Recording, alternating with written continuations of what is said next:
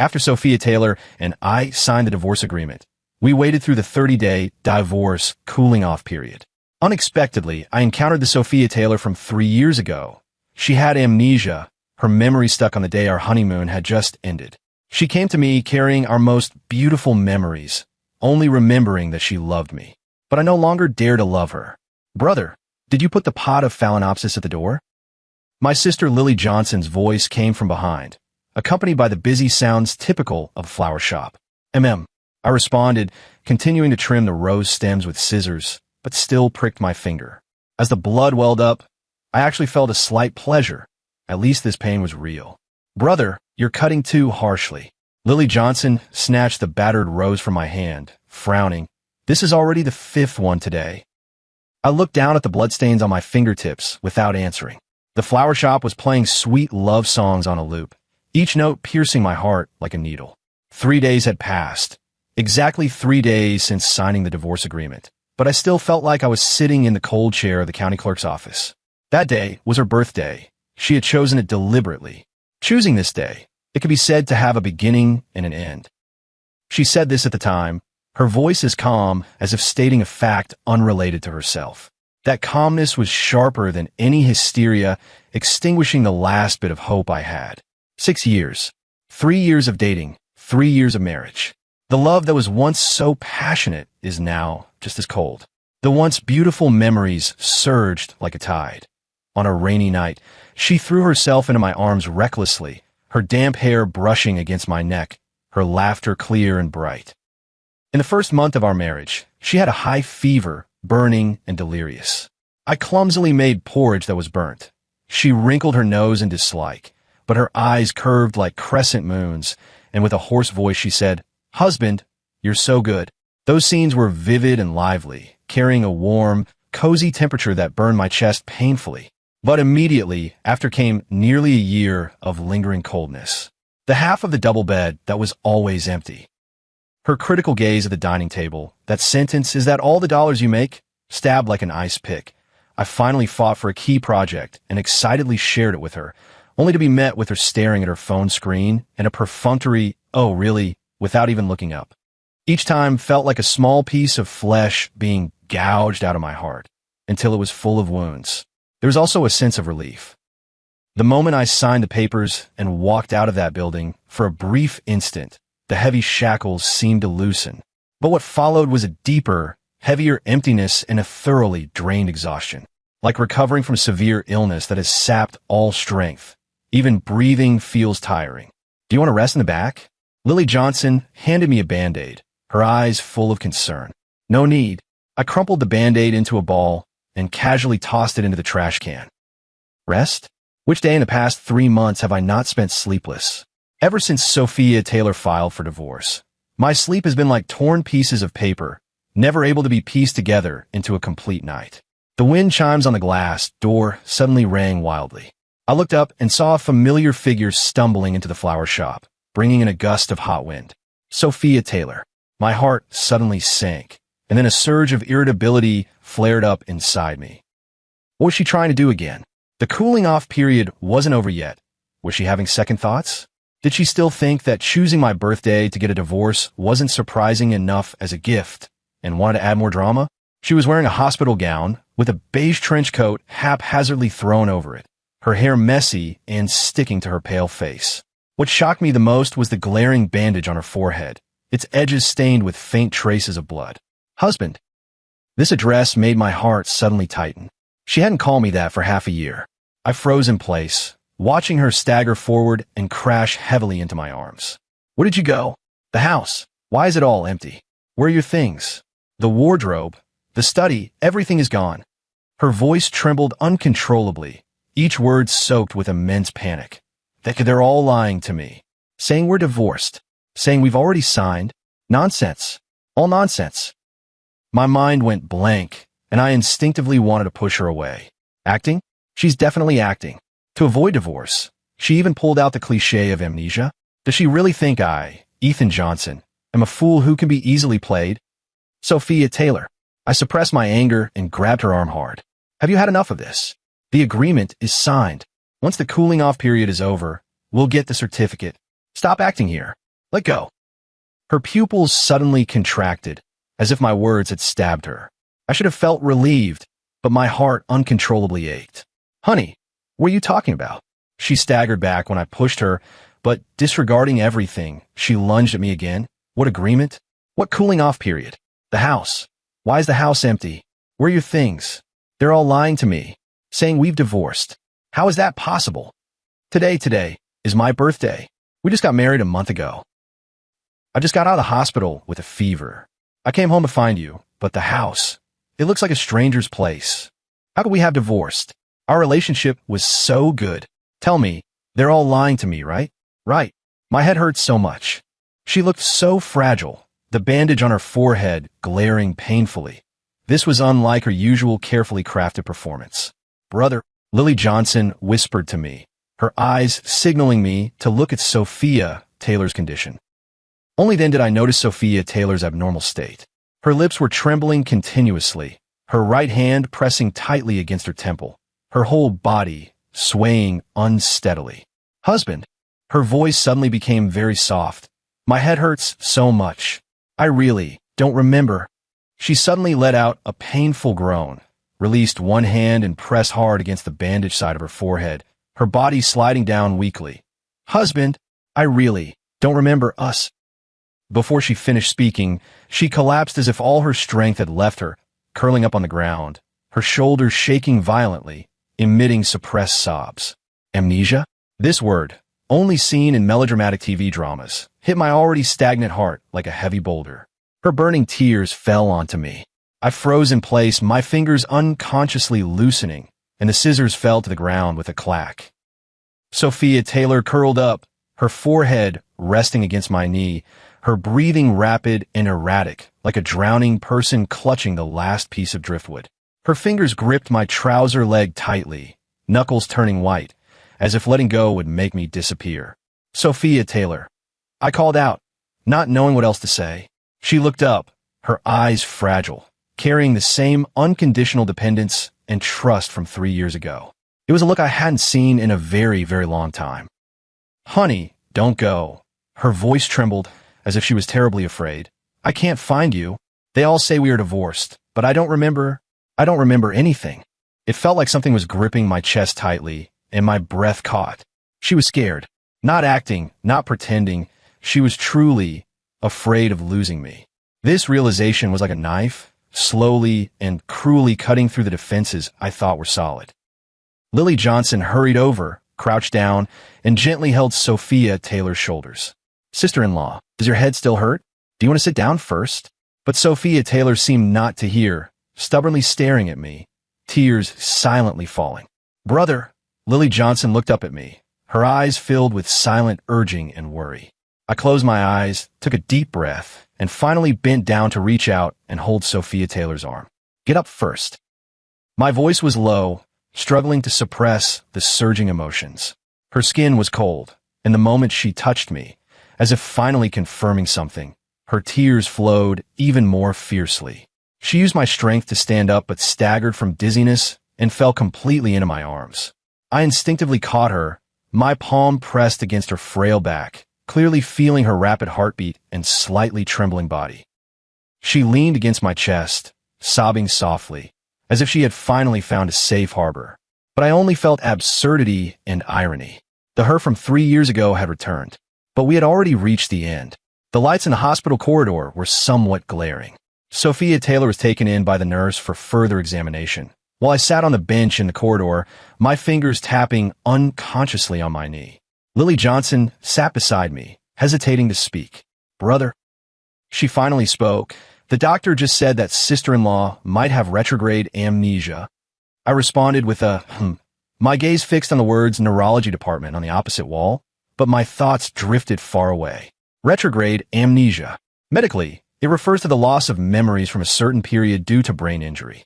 Sophia Taylor's memory stopped 3 years ago, when we had just been married for a month, and she was hospitalized with a high fever. She forgot everything from the past 3 years. Forgot our sweet trips, forgot our growing coldness toward each other, forgot our countless arguments, and also forgot the divorce agreement we signed 3 days ago at the county clerk's office. So about the divorce. Lily Johnson asked hesitantly. I tug at the corner of my mouth, my voice hoarse. There are still 27 days left in the divorce cooling-off period. But she's like this. I know. I interrupted her, rubbing my temples. Of course I knew. The current Sophia Taylor only remembers the version of herself who deeply loved me. She doesn't know why we ended up getting a divorce, and she can't even believe that we would separate. As for me, I am already exhausted. How am I supposed to face a stranger who once loved me? The door of the consultation room opened. Dr. Zhao came out, took off his mask, and wore a serious expression. Preliminary diagnosis is retrograde amnesia, with memory loss of nearly 3 years. At present, it is not recommended to forcibly stimulate her recovery. It is best to let her rest quietly in a familiar environment and around trusted people. Her memory may gradually recover on its own. He paused, glanced at me, and asked, "Are you her husband?" I hesitated for a long moment before softly saying, Her current memory is stuck at the time when your relationship was closest, so emotionally she will be very dependent on you. Dr. Zhao spoke calmly.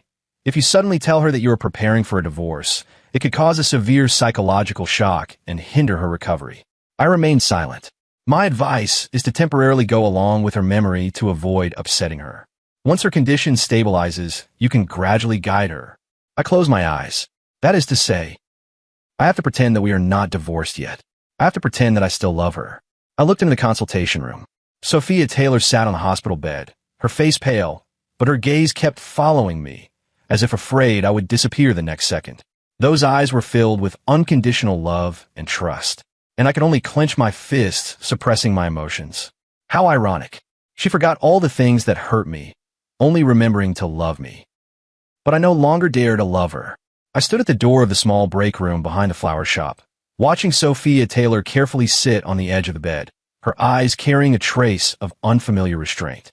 "Is this your shop?" She looked up at me, her voice very soft, as if afraid to disturb something. "It's Lily Johnson's." I answered briefly, placing a cup of warm water on the bedside table. "You rest first. Call me if you need anything." I turned to leave, but she suddenly reached out and grabbed the corner of my shirt. "Husband." With my back to her, my muscles tensed all over. That title felt like a thorn, piercing me painfully. "Can you not leave?" Her voice trembled slightly. "I'm a little scared." I took a deep breath and turned around. She looked up at me, her eyes slightly red, her fingers still clutching the edge of my clothes, like a child afraid of being abandoned. Sophia Taylor was like this 3 years ago, dependent on me, needing me, her whole heart and eyes were filled with me. But now, thinking of the endless quarrels over the past 6 months, I only feel exhausted. Sophia Taylor. I try to keep my voice calm. "You need to rest now. But I don't want to be alone." She bit her lip, her eyes flickering. "Aren't we supposed to live together?" My temples throbbed. Live together? We've been sleeping in separate rooms for over half a year. The house is being renovated, so a lot of things are empty. I casually lied, calmly pulling the corner of my shirt out of her hand. "I'll stay here for now." She blinked, as if wanting to say something, but in the end just lowered her head and softly said, "Oh." The atmosphere was suffocatingly tense. "You should rest for a bit." I turned and opened the door. "I'll go help out up front." The moment the door closed, I heard her whisper softly, "Don't go too far." In the flower shop's front hall, Lily Johnson was arranging the newly arrived flowers. Seeing me come out, she gave me a questioning look. "Did you sleep?" "Yeah." I rubbed my forehead and sat down by the cash register, feeling utterly exhausted. "Brother," Lily Johnson hesitated, "didn't the doctor say it's best to let her stay in a familiar environment? Our home is almost like a ruin now." I gave a bitter smile. "Do you think having her constantly look at a half-empty wardrobe and torn wedding photos will help her condition?" Lily Johnson fell silent. I stared at the grain on the counter, but my thoughts uncontrollably drifted back to 3 days ago. At the county clerk's office door, Sophia Taylor calmly handed over the divorce agreement, her freshly painted red nails strikingly beautiful. "Choosing today, at least it has a beginning and an end," she said. That day was her birthday. She personally chose the divorce date. But now, she looked at me with those dependent eyes, calling me husband, begging me not to leave. How ridiculous. "Brother, so what do you plan to do?" Lily Johnson's voice pulled me back to reality. I was silent for a moment. 26 days left. I said, "After the cooling off period ends and we get the divorce certificate, Whether she remembers or not is up to her. Lily Johnson hesitated to speak. I knew what she wanted to say. What if she never regains her memory?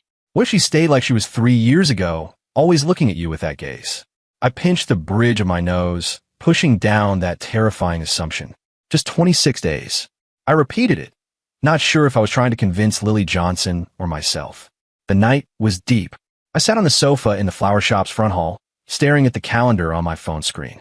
Divorce cooling off period countdown. 25 days, 23 hours. Soft footsteps came from behind.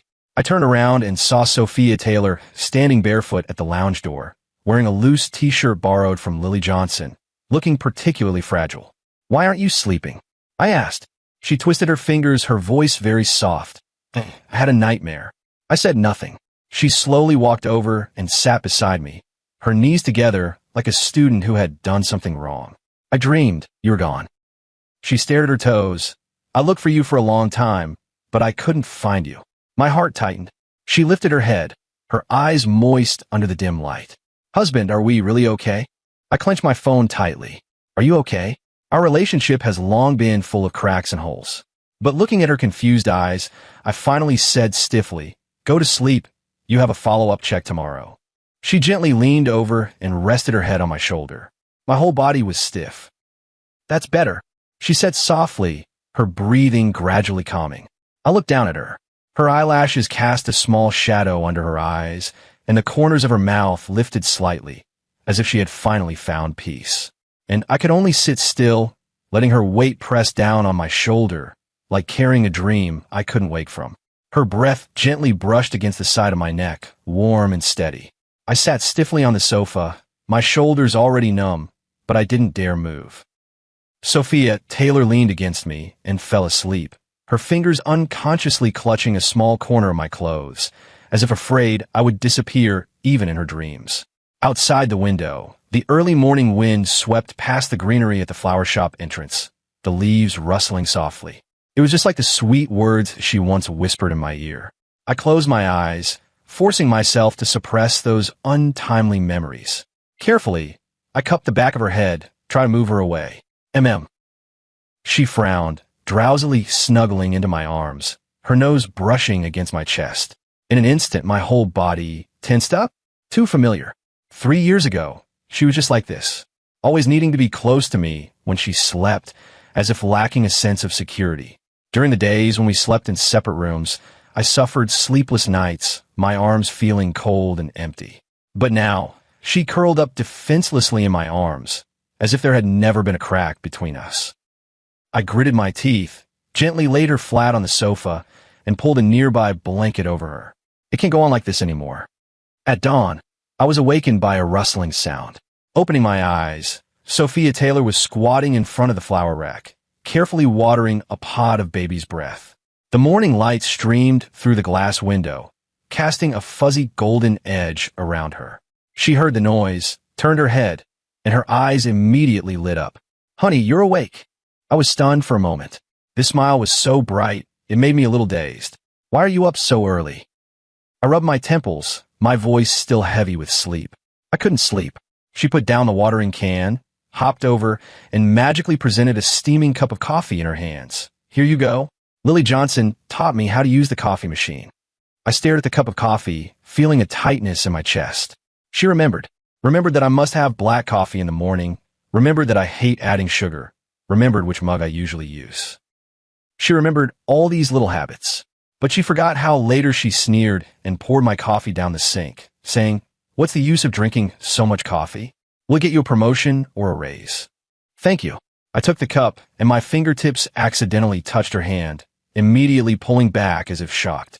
She seemed unaware of my unusual behavior, turned around to arrange the bouquet on the counter, humming a very old song.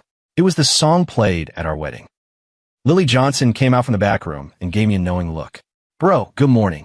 She deliberately raised her voice. By the way, Mike Davis just called. He said you absolutely have to go to the company project today. If I were pardoned, I would stand up immediately. I'll go right now. Sophia Taylor paused for a moment, then turned to look at me. Are you going to work? Yes, there's an urgent matter. I avoided her gaze and hurriedly grabbed my coat. She ran over, holding a lunchbox in her hand. Take this with you. I just made some sandwiches.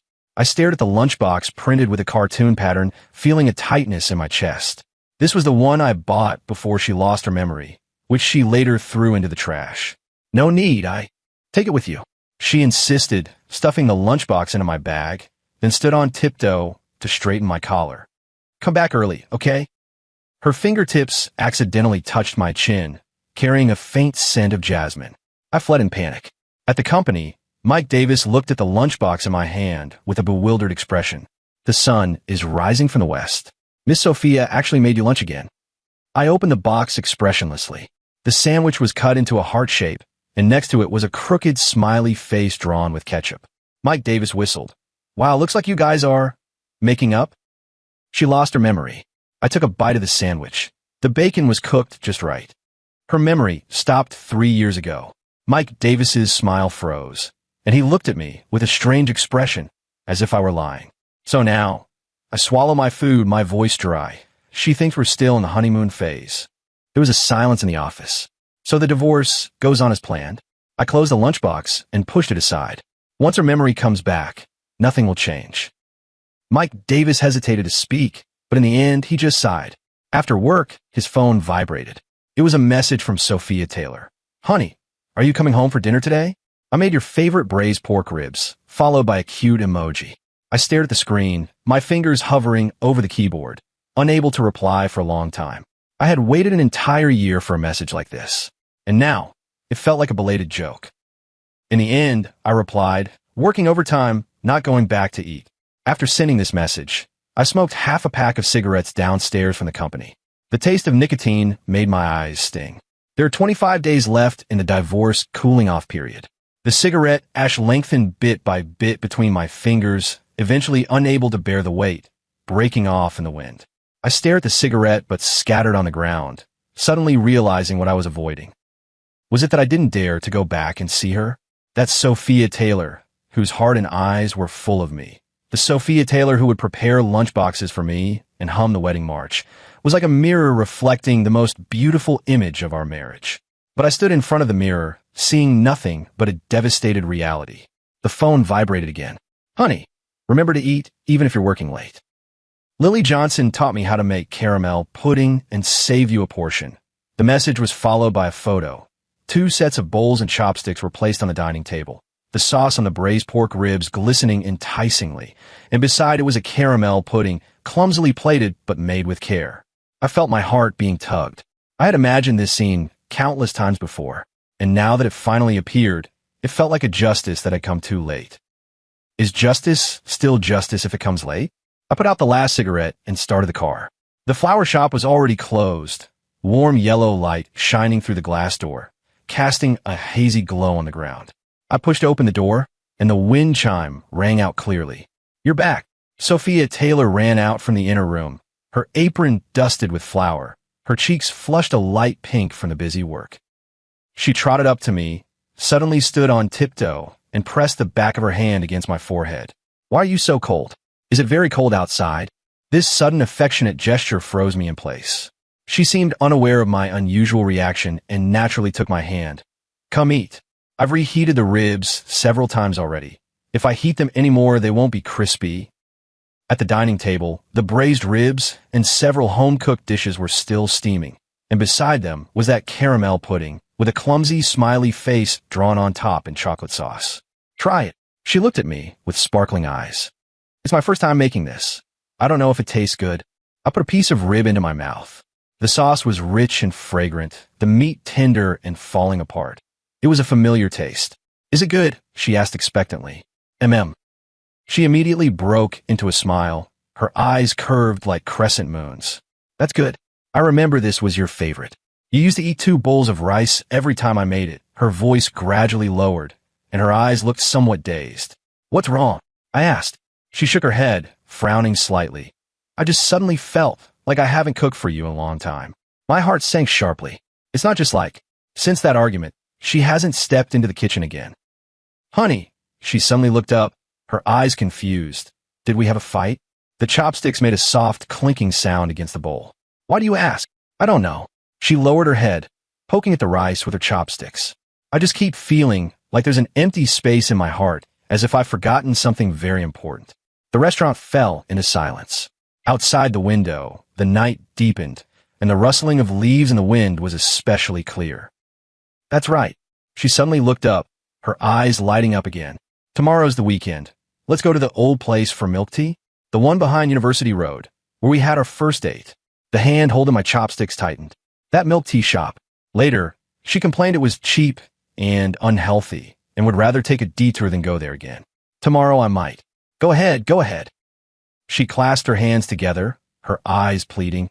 I haven't been out for a long time. Besides, the doctor said that going to familiar places often helps with memory recovery. I looked into her hopeful eyes, the refusal stuck in my throat. All right. The next day, the sun was shining brightly.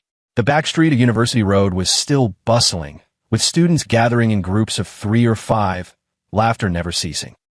The milk tea shop was still in its old spot, just renovated, looking brighter. 2 signature milk teas, 1 half sugar with pearls, 1 full sugar with pudding. Sophia, Taylor ordered skillfully, then turned to me with a smile, right? I nodded, feeling a tightness in my chest. She still remembers. I remember I drank full sugar. I remember she liked half sugar. I remember on our first date, she snatched the toppings off my pudding and laughed, saying, from now on, your pudding is all mine. And now, she holds the milk tea, just like before, poking my cup with a straw. Share a bite of your pudding with me. Sunlight streams through the glass window on her face, her eyelashes casting delicate shadows beneath her eyes. This scene perfectly overlaps with an afternoon 3 years ago. In a daze, I almost wanted to believe that all the mess in between never existed. Honey, she tilted her head and looked at me. Why do you keep zoning out? Nothing. I looked away. It's been a long time since I came here. I knew it. She bit the straw, her eyes mischievous. I told you work too much. How about we come here every week from now on? Just like a date. Date. This word felt like a thorn, gently piercing my heart. I stared at the milk tea swirling in the cup and suddenly asked, Sophia Taylor, if one day we had a fight, a really bad one, what would you do? She paused for a moment, then smiled. No way. We never fight. No. The time we fought the hardest. You smashed our wedding photo on me. What if we really did fight? I insisted. She bit the straw, thought for a moment, then suddenly reached out and held my hand. Then we make up. Make up. She nodded firmly, her eyes shining like stars. There's nothing a hug can't solve. If one isn't enough, then 2. I looked at her innocent and resolute expression, my heart clenched as if by an invisible hand. How simple it was. In her eyes, love could conquer everything. But she didn't know that later on, we couldn't even bridge the distance of a single hug. Husband, she suddenly leaned in, frowning slightly. Why are your eyes red? I lowered my head and took a big sip of milk tea, the sweet and cloying taste spreading in my mouth. Too sweet, I said. Water droplets condensed on the milk tea cup slid down, leaving a dark ring stain on the wooden table. Sophia Taylor was looking down at the photos on her phone when she suddenly exclaimed, "Ah!" and excitedly turned the screen toward me. Honey, look, Emma Wilson just posted on her Moments. Their company has an anniversary celebration next week, and we can bring family members. I glanced over. Emma Wilson, her college best friend, now in HR at a well-known company. In the photo, a group of people were holding champagne glasses with a luxurious banquet hall in the background. I don't like those kinds of occasions. I looked away. Come on, she tugged my sleeve and shook it. You haven't come to a party with me in ages. And besides, she lowered her voice, her eyes sparkling. We can mooch food and drinks. That sly expression made me catch my breath. This was how she was 3 years ago. To save money on the honeymoon, she dragged me around the supermarket, sampling food until we were full, and even secretly stuffed small cookies into my pocket. Later, after her promotion and raise, she began to disdain such petty behavior, and even flew into a rage because I wore casual clothes to her company's cocktail party. Let's talk about it later, I replied vaguely, glancing at my watch. I have an online meeting this afternoon. Huh? You have to work on the weekend.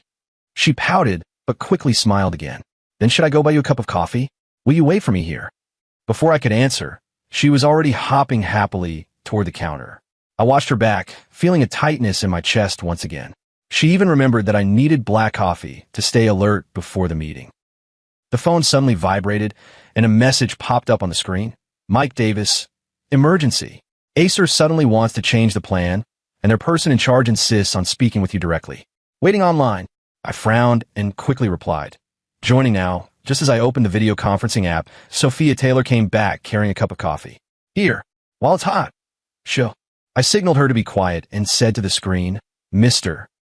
Wong, regarding the structural adjustment issue, I believe retaining the original interface is more cost-effective. For the next 20 minutes, I focused intently on analyzing data and arguing my points. Sophia Taylor sat quietly beside me, staring at me without blinking, her coffee gradually cooling in her hand. All right, let's proceed with this plan. I'll have the team send over the detailed report next Monday, I said finally, closing the screen. I looked up and met Sophia Taylor's shocked gaze. Husband, she stammered. Were you just discussing the project with a client? But. She widened her eyes. Since when did you become a project manager? In those technical terms, you clearly said your company was just a small workshop. I gripped the coffee cup tightly, because every time I mentioned a promotion, she thought I was bragging. Last year, I answered briefly. She suddenly stood up, the chair scraping harshly against the floor.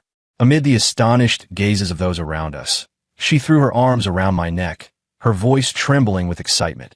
Oh my God, why didn't you say so earlier? That's amazing.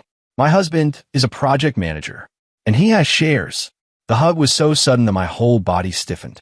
Her hair brushed against my cheek, carrying the familiar scent of jasmine. When was the last time she felt proud of me? 2 years ago. Or even longer. I knew you could do it.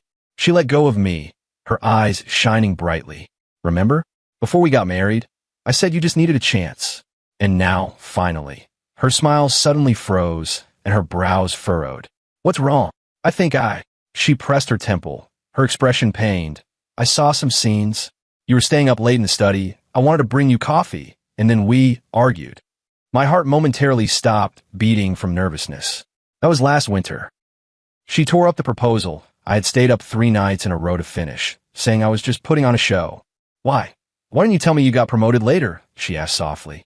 I tugged at the corner of my mouth. Telling you, and then? Want to hear you say with your little skill again? The moment the words slipped out, I regretted it. Sophia Taylor's face went pale in an instant, as if she had been struck on the head. Her hand slowly slid off my arm, her lips trembling. Did I really say something like that? The noisy voices in the milk tea shop suddenly became very distant. Not just that, I said coldly. You also said that the most I could ever be in this life was a team leader, telling me not to daydream. Her eyes instantly turned red. Impossible. She shook her head and took a step back. How could I say that about you? Because you simply don't believe me. I stood up and pushed the cold coffee toward her. Just like this cup of coffee, you've already decided it tastes bad, and you won't even take a sip. Her tears fell onto the table. I'm sorry. No need. I picked up my coat. People with amnesia don't need to apologize for things they never did. As I walked out of the milk tea shop, I heard her quietly sobbing behind me. The sunlight was still bright, and the students' laughter was still cheerful. Only we were trapped in the cracks of time, one desperately trying to remember, the other desperately trying to forget. I stood under the plane tree on the sidewalk, the mottled shadows of the leaves swaying at my feet. The door of the milk tea shop behind me opened and closed, and Sophia Taylor's footsteps stopped about a meter away from me. Honey, her voice was nasal, cautiously calling out to me. I didn't turn around. Can we talk? Passing students looked over curiously, and a girl whispered, a couple having a fight. I took a deep breath and walked toward the bench at the street corner. Sophia Taylor followed me and sat down beside me, her hands tightly gripping the now cold cup of coffee. Her eyes were red, tears still clinging to her eyelashes, but her expression was surprisingly calm. Tell me, she said softly, when was the first time we argued? The shadows of the trees flickered between us, like an invisible crack. Last winter, I stared at the subway station entrance in the distance. You suddenly had to attend a cocktail party and asked me to go home to change into formal wear. I happened to be rushing a project proposal that day and was half an hour late. She furrowed her brows slightly, as if trying hard to remember. And then, in front of everyone, you said I didn't respect your work. My voice was so calm, it didn't sound like I was talking about my own life experience. On the way home, you said, with an attitude like yours, you deserve to be a low-level employee for life. Impossible. She shook her head. I absolutely would never. You said it. I interrupted her. and more than once. A sycamore leaf twirled down and landed on the bench between us. Sophia Taylor stared at the leaf and suddenly asked, "Why was I so angry back then?" This question made me pause for a moment. "Because you hate being late." "No." She looked up, her eyes frighteningly clear. "I'm asking why I would say such harsh words to you just because of one instance of being late." I was speechless. Sunlight filtered through the gaps in the leaves, casting dappled spots of light on her face. She gently pressed her temples, as if enduring some kind of pain. "I always feel that back then I wasn't really angry about you being late." "Then what were you angry about?" "I don't know." She gave a bitter smile. "Maybe I was angry at myself?" This answer was like a key, unexpectedly unlocking the truth I had been avoiding all along. Yeah, how much of all her later anger was directed at me, and how much at herself? Those nights working overtime until dawn, those social gatherings where she drank hard to get a promotion, those mornings she practiced fake smiles in front of the mirror, all the exhaustion and pressure with nowhere to vent eventually turned into blades aimed at me. Maybe we both share the blame. "Honey," she suddenly grabbed my hand, if back then you had been more firm, insisted on explaining clearly that you were busy with the project, or simply dragged me home to have a fight, would the outcome have been different? Her words stunned me. Would it? If I hadn't silently swallowed those taunts back then, if we could have sat down like we are now and laid out all the grievances and fears, no ifs. I pulled my hand back. We tried to communicate, but it all turned into hurting each other. She stared at me blankly, tears silently rolling down. "So, is it really over like this?" she asked softly. "Are we truly beyond saving?" The rumble of the subway arriving echoed from afar, and a flock of pigeons fluttered up into the sky. I didn't answer, because the answer had long been written on the agreement in the county clerk's office, written in her resolute choice to end the marriage on her birthday, written in the years of our silent separation. But when she looked at me with the same eyes from 3 years ago, that simple word, yes, felt too heavy to say. Night had fallen low, and the temporary residence on the second floor of the flower shop was so quiet that the ticking of the clock could be heard. Sophia Taylor curled up in a corner of the sofa, knees drawn to her chest, her gaze fixed on the slightly ajar bedroom door. Since we came back from the hospital, I have been sleeping on the folding bed in the living room, while she occupies the only bedroom by herself. "Honey," she suddenly spoke, her voice very soft. "Can you sleep inside tonight?" My hand paused on the laptop keyboard, stunned for a moment. "The sofa is fine." But her fingers twisted the hem of her nightgown. "Have we been sleeping in separate rooms for a long time?" 313 days. This number automatically popped into my mind. Since the night she smashed our wedding photo, the master bedroom door has never opened for me again. Yeah, I closed the laptop. We got tired of arguing, so sleeping apart is quieter. She walked over barefoot, stopping at the edge of the carpet, as if afraid to cross some invisible boundary. Moonlight filtered through the sheer curtains, casting delicate shadows on her pale ankles. "Is it because I don't trust you?" Those words pierced my chest slowly, like a sharp blade. I looked up at her and saw that she was staring at the bedside table, where our wedding photo used to be. Now only a clear rectangular mark remained. Not just that, I heard myself say, later on, even the most basic respect between us was gone. She suddenly squatted down to meet my eyes, her eyes filled with emotions I couldn't understand. "Then why not get a divorce?" This blunt question made me catch my breath. "We tried." Her voice was soft, right? Before the amnesia. The hum of the computer fan suddenly grew very loud. "Yes." I tugged at the corner of my mouth.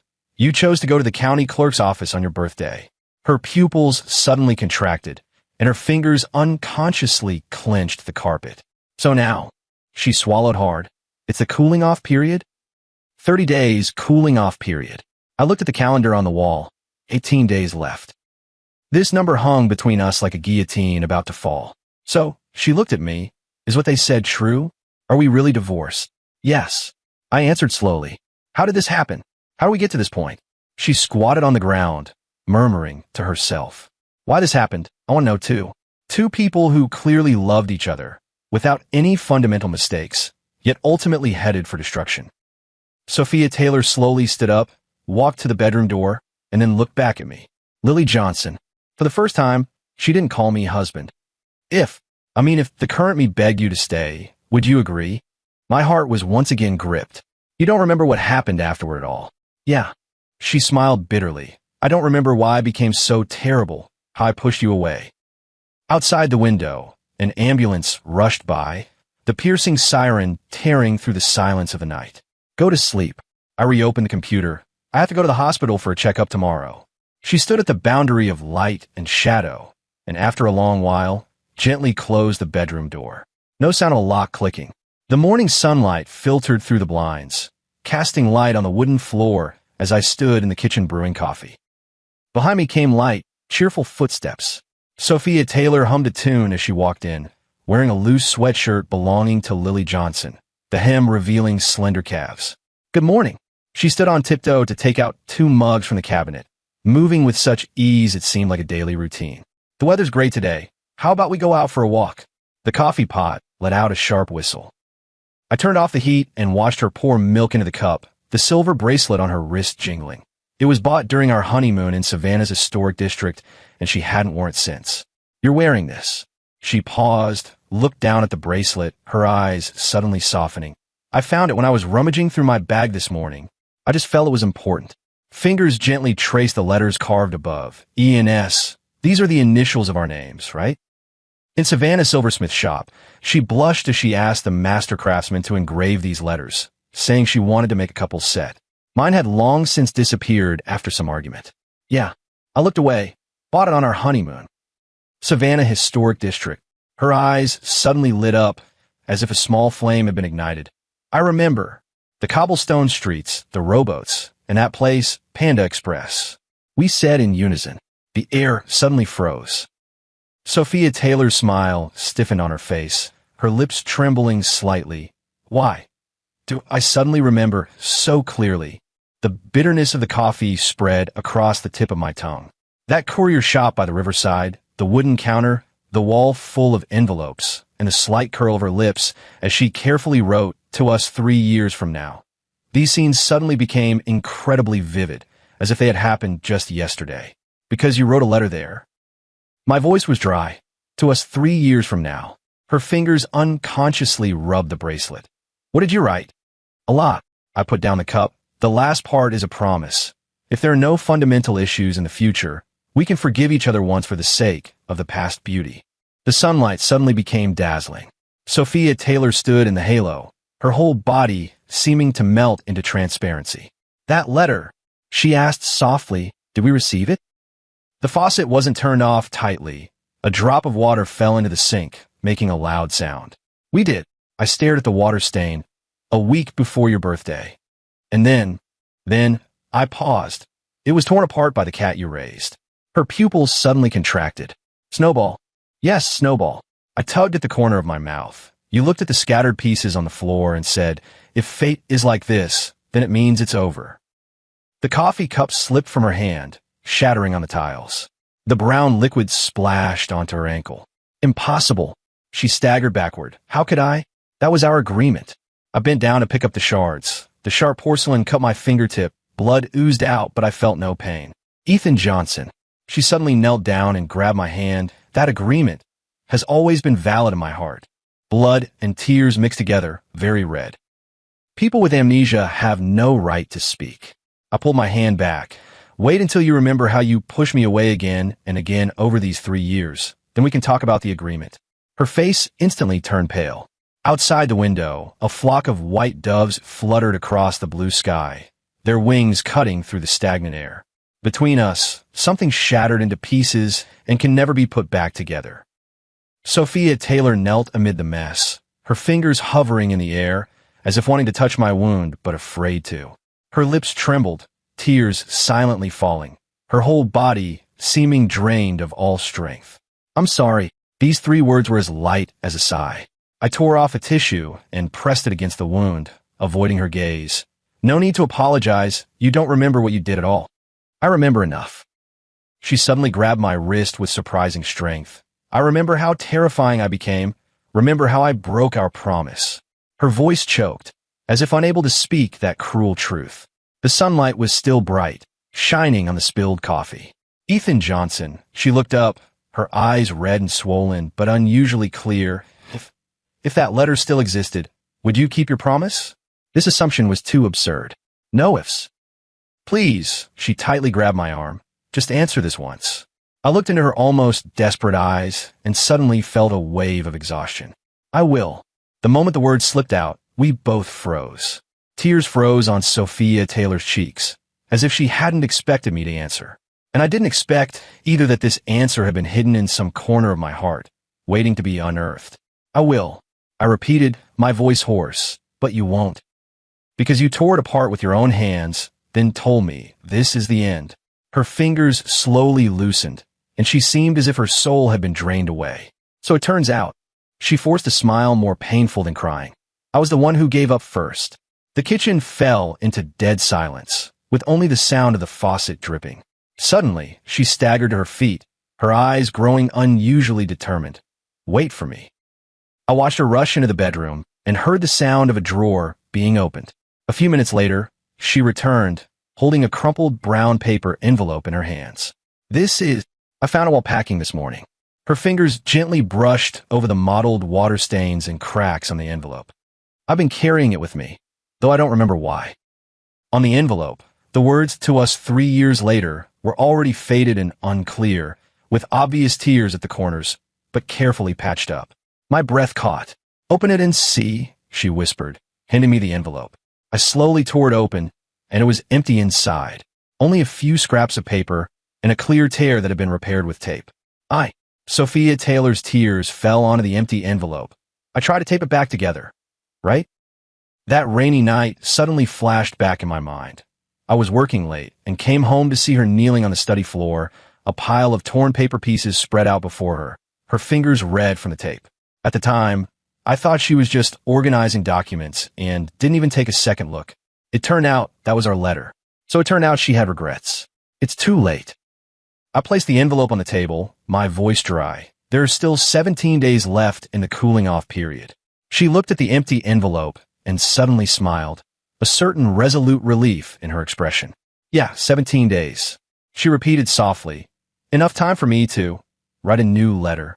Sunlight filtered through her hair, casting flickering shadows on the empty envelope. At that moment, I couldn't tell if the person standing before me was the her from 3 years ago or the her of now.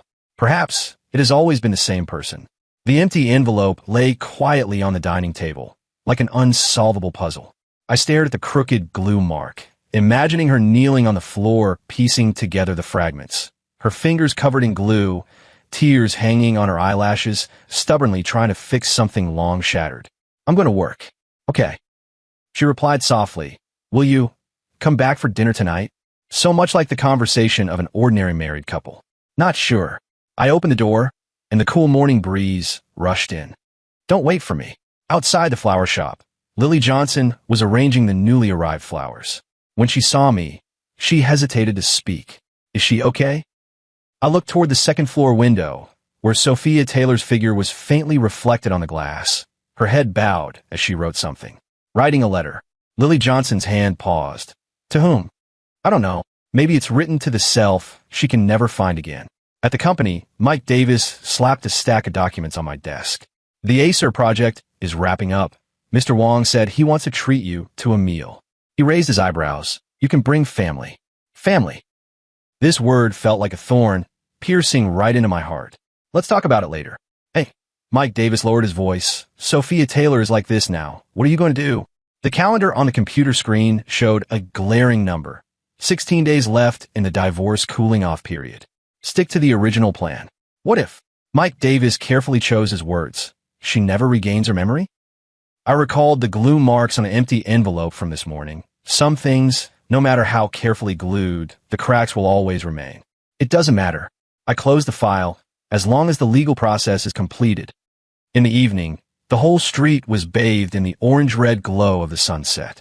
The flower shop had already closed, with a bouquet of fresh sunflowers displayed in the window, their golden heads facing the last rays of sunlight. Pushing open the door, the aroma of food greeted me. Sophia Taylor, wearing an apron, peeked out from the kitchen, a bit of flour on her face. You're back? Just in time, the pudding is out of the oven. On the dining table were 3 dishes and a soup with a caramel-colored pudding in the center, topped with chocolate sauce, writing 16. This is a countdown. She untied her apron, her smile a bit forced. Every day we have left is worth living well. I stared at the number, my heart tightening. She was counting the days to say goodbye. The envelope was still lying in the same spot as in the morning, with a folded note beside it. Can I look at it after I fall asleep? She whispered, her fingers nervously twisting together. Just think of it as a gift for tomorrow. The note was very light, yet it felt as if it weighed 1,000 pounds. I put it into my shirt pocket, close to my heart. Okay. The meal was unusually quiet. She kept serving me food, but her eyes constantly avoided mine, as if afraid to see some kind of answer.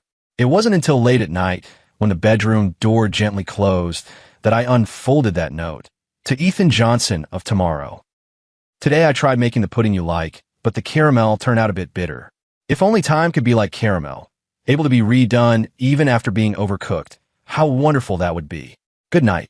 Today, Sophia, Taylor, the moonlight outside the window, spilled over the handwriting, the strokes trembling slightly, as if written for a long time, or as if they had been cried over. I put the note back into the envelope and suddenly noticed a line of small print on the back. P.S. There's milk in the fridge, in case the pudding is too bitter. A sudden pang of bitterness welled up in my chest. 3 years ago, she was the same, always adding a subtle P.S. at the end of her letters, hiding those cares she was too shy to say out loud. Soft sobbing came from the bedroom, faint through the door, blurry like an illusion. I stood in the dark living room, clutching that note in my hand, for the first time wishing that tomorrow's sun would never rise. There were 15 days left in the divorce cooling-off period countdown. When the alarm clock rang early in the morning, I found myself asleep on the sofa, still clutching that note in my hand. There was a faint noise coming from the kitchen. I pushed open the door, and Sophia Taylor was frying eggs with her back to me, her hair casually tied up, revealing the fair nape of her neck. In the small pot on the stove, the milk was bubbling. Morning. She didn't turn around, her voice cheerfully deliberate. The milk is heated, and the pudding is in the fridge. I stared at her back and suddenly noticed the open notebook on the kitchen counter, densely filled with writing, each page dated, like some kind of diary. She noticed my gaze, her hand trembling, and the spatula hit the edge of the pan, making a crisp sound. That is, written for myself. She turned off the heat, but still didn't turn around. Afraid I might forget.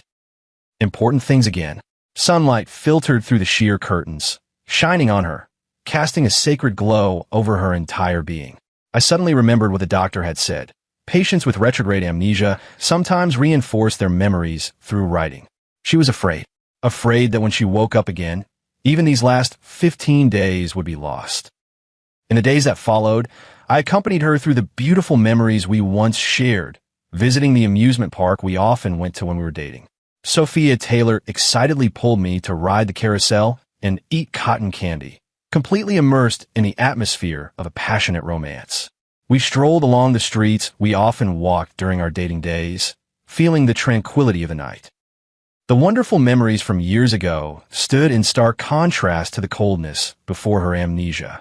I know, she just has amnesia now, but once her memory returns, the happiness will fade away as well. There are only 3 days left in the divorce cooling-off period countdown. The atmosphere became subtle and heavy. I told Sophia Taylor that on the day the cooling-off period ends, we still need to go to the county clerk's office to get the divorce certificate, as it is a legal procedure. You only think we can be together now because of your amnesia. If you regain your memory, you definitely wouldn't choose this. Sophia Taylor listened to my words and was silent for a long time. It was no longer the initial complete resistance, but carried a deep sadness and understanding. Today, she took a deep breath, her eyes a bit red and swollen. Can you accompany me to a place a little farther away? The rain in Savannah came suddenly. The bluestone road was polished shiny by the rain, and the lanterns on both sides cast clusters of red light through the rain curtain, creating a very poetic scene. Sophia Taylor held a transparent umbrella in one hand, while tightly gripping the strap of her backpack with the other. It's just up ahead. The Panda Express shop was still open in its original location, though the natural wood-colored sign had faded somewhat. When I pushed the door open, the wind chimes jingled, and Mrs. Brown behind the counter looked up and suddenly froze. It's you. She stood up excitedly. 3rd anniversary? My heart sank suddenly. Sophia Taylor smiled, her eyes crescent-shaped. You still remember us? Of course. After all, you're the first and currently the only couple sending letters to 3 years later. Everyone else is afraid the shop will close, so they choose very short time frames. Mrs. Brown smiled as she took out a photo album from under the counter. I still have your photos here. Look, you used a full 3 pages to write your letter back then. In the photo, I was holding Sophia Taylor's shoulder, and she was looking down, writing seriously, her eyelashes casting small shadows on her cheek. At that time, even the air around us was sweet. Are you sending a letter this time, too? Mrs. Brown asked warmly. Sophia Taylor shook her head and took out a brown paper bag from her backpack. I'm here to collect the letter. Mrs. Brown took the bag hesitantly, looked at the number on it, and suddenly widened her eyes. This isn't from 3 years ago. Yes, Sophia Taylor said softly. We agreed to come and collect it today, 3 years later. My blood instantly froze. When did she prepare it? Did she secretly prepare a second letter at that time? Has she regained her memory? Mrs. Brown flipped through the register to check, suddenly exclaiming, but this letter was taken away last year. Sophia Taylor's smile froze on her face. What? The system shows that on November 15th last year, a lady named Taylor took it out early. Mrs. Brown pointed to the record. She said it was to give your husband a birthday surprise. November 15th last year. That was 1 week before my birthday. And also Snowball. Sophia Taylor suddenly staggered, her face pale. The cat didn't tear up the letter. It was me. The sound of rain suddenly grew loud, striking the green tiles on the roof like countless tiny footsteps. Mrs. Brown looked at us helplessly. And maybe you should write another one? If you write it now, you can choose any future date. Sophia Taylor shook her head, mechanically took the commemorative postcard handed by Mrs. Brown, and turned to walk toward the seat by the window. Raindrops meandered down the glass window, blurring the world outside. She lowered her head, writing something, the sound of the pen scratching the paper clearly audible. I stood behind her, watching the words gradually appear. To the person who receives this letter, please put it in the nearest mailbox. Because the person who is supposed to receive it no longer wants me. Sophia Taylor. A drop of water fell on the postcard, landing on the 2 words, no longer. I didn't know if it was rain or her tears. On the last evening of the divorce cooling-off period, a heavy rain poured down. I stood on the 2nd floor of the flower shop, watching the street scene outside the window blurred by the rain. Tonight, can you stay? I'm scared. Sophia Taylor stood at the bedroom door, her fingers tightly clutching the hem of her nightgown. Just consider it a farewell. I looked at the half-packed suitcase behind her, and at her moist eyes, the emotions in them too complex, and nodded. Okay. She made 2 cups of hot cocoa, and we sat on the edge of the bed, with just the right distance between us. Drops of water dripped from the tips of her hair, spreading dark circles on the light-colored sheets. Remember our first date? You ordered milk tea with double sugar. We looked at each other and smiled, then fell silent at the same time. The rain tapped against the glass like some kind of countdown. After tomorrow, she suddenly said, I won't be able to peel shrimp for you anymore. The sound of rain suddenly grew louder. Late at night, she curled up with her back to me. I counted her breaths until she suddenly turned around and kissed me perfectly in the dark. This kiss carried the sweetness of cocoa and the salty sting of tears. The last day of the divorce cooling-off period came to an end. Raindrops dripped along the umbrella ribs, splashing tiny droplets on the steps outside the county clerk's office. Sophia Taylor stood beside me, tightly clutching the brown paper bag. Inside were our marriage certificate, ID cards, and that now meaningless divorce application receipt. Her knuckles turned white, as if grasping the last lifeline. Does it really have to be today? She asked softly, her voice almost drowned out by the sound of the rain. I glanced at the clock. It was exactly 9 o'clock. The glass door reflected our images. I was in a sharp suit. She wore a simple dress, like a couple registering for marriage. Take a number. Wait, call the number. The whole process was mechanical and numb. The staff behind the counter handed over 2 documents without looking up. Confirm the information, and if there are no issues, sign. Sophia Taylor stared at the paper, then suddenly looked up at me. Ethan Johnson. This was the first time in days that she called my name without any title. If. Her eyelashes trembled. If I begged you now, would you soften your heart? The staff member coughed awkwardly. If you haven't made up your mind, you can go back and think it over, the staff member reminded. My heart tightened. Sophia Taylor, don't do this. Just kidding. She tugged at the corner of her mouth, lowered her head, and signed her name, the handwriting neat as if practiced countless times. Last chance. Are you sure you've made up your minds? If you don't answer, I'll stamp it. The staff member looked at us and asked once again. None of us spoke. The staff member sighed.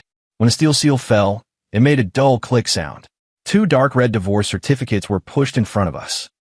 All right, the staff member said formally. From today, you're no longer husband and wife. Sophia Taylor picked up her copy, her fingertips gently brushing over the gold-embossed words divorce certificate, and suddenly she smiled. So it is red. Just as red as a marriage certificate. She didn't say this sentence out loud, but I heard it. When we walked out of the county clerk's office, the rain had already stopped. The sunlight pierced through the clouds, casting broken shadows in the puddles.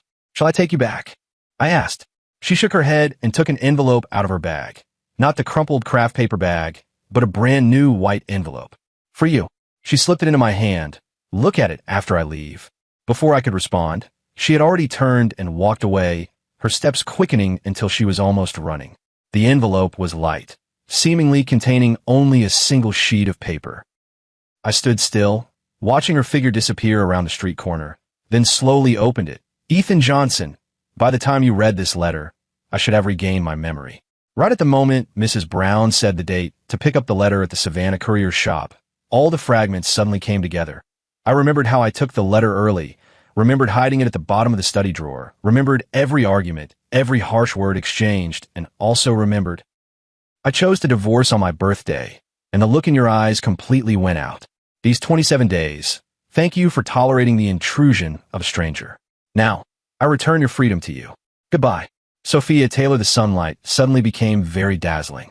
I looked up and found myself unconsciously searching for a figure. But the street was empty, with only a few plane tree leaves, knocked down by the rain, stuck to the damp ground. In the distance, a moving company truck slowly drove by. When did she contact me? Was it when I pretended to be asleep? Or after I left in the early morning? The divorce certificate in the shirt pocket was warm to the touch. When I took it out, I found a sticky note attached to the back. P.S. There are letters stuck in the study drawer. Remember to read them this time. The handwriting was neat, without any tear stains. She had finally learned not to hide her true feelings in the P.S. My hand trembled violently as I inserted the key into the lock, only aligning it correctly on the 3rd try. Pushing the door open, I was hit by a strange sense of emptiness. Her slippers were neatly placed by the entrance, but all her belongings had vanished. Where the wedding photo used to hang on the living room wall, there was now only a slightly lighter square mark. The study door was ajar.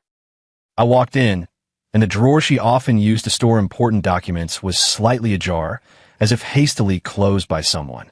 When I pulled it open, a yellowed piece of paper fluttered to the floor. It was the letter that Snowball had torn to pieces. It had been repaired almost perfectly, every tear carefully taped with transparent tape. Although the handwriting was somewhat blurred, it was still legible, to us 3 years from now. If you are reading this letter, I hope you have weathered all the storms. If not, please remember Savannah today. Remember when I fell into your arms wearing Chong Sam, and you laughed like a fool. Love requires many things: trust, tolerance, communication, and the courage to forgive once. Forever loving you all, Sophia Taylor. 3 years ago on the back of the letterhead, a line was added later, the handwriting trembling severely. I'm sorry. I lost my courage. Sophia Taylor. Now. The setting sun slanted through the window, casting a golden edge on the letter. I stared at that line, suddenly recalling her upright figure as she left this morning. So it turns out that farewells can be so quiet. My phone suddenly vibrated. It was a message from Mike Davis. Heard that Mr. Wong from Acer is looking for a new partner. Want to meet? I looked out the window. A flock of white doves was flying past the glass curtain wall of the building opposite, their wings refracting scattered light. My fingers hovered over the keyboard for a long time before I replied. Okay. Putting down the phone, I picked up the carefully restored letter, gently smoothing out an almost invisible crease, then placed it in the deepest part of the drawer. Some things are worth keeping well, even if it is never opened again.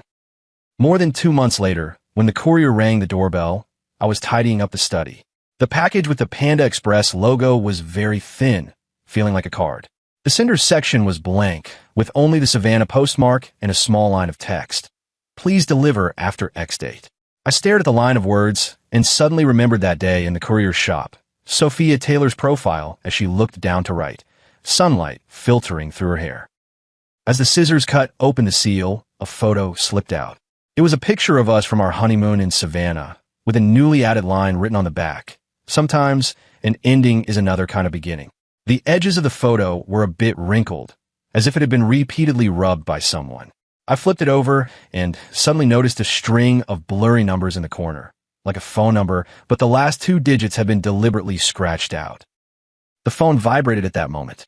Mike Davis, Mr. Wong from Acer is meeting at Blue Mountain Coffee at 3 p.m. today. Don't forget, outside the floor-to-ceiling window of Blue Mountain Coffee, the leaves of the Phoenix tree twirled as they fell. I arrived half an hour early and chose a seat by the window. Mr. Johnson, the familiar voice made my fingers tremble, and coffee spilled onto the coaster. Sophia Taylor stood by the table, wearing a simple white shirt, her hair cut a bit shorter, holding a folder in her hand. Her gaze fell on the empty seat in front of me. Is someone sitting here? No, I said. She sat down and pushed the folder towards me. Mr. Wong had something come up last minute, so he asked me to deliver the contract. Sunlight filtered through the glass, leaving a faint ring mark on her ring finger. Her nails were clean and tidy, without any polish. The waiter brought lemon water. She thanked softly, then suddenly covered her mouth, her face turning pale.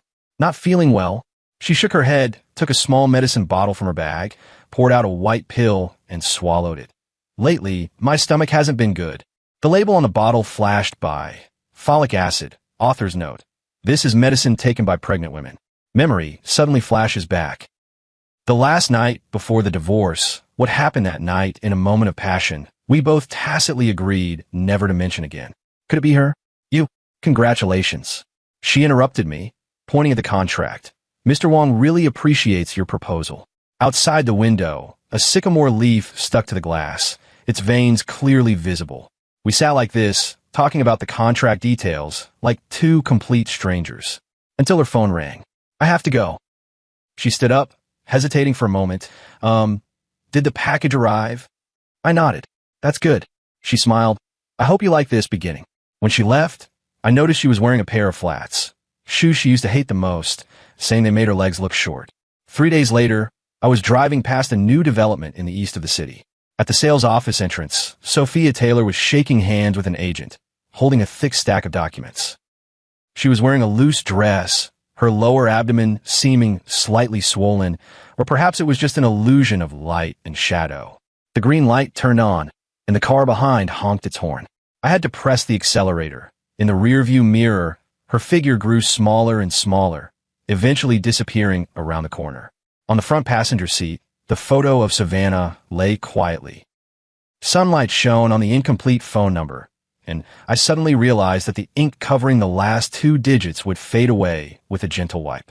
This story seemed to have ended, yet it also felt like it was to be continued.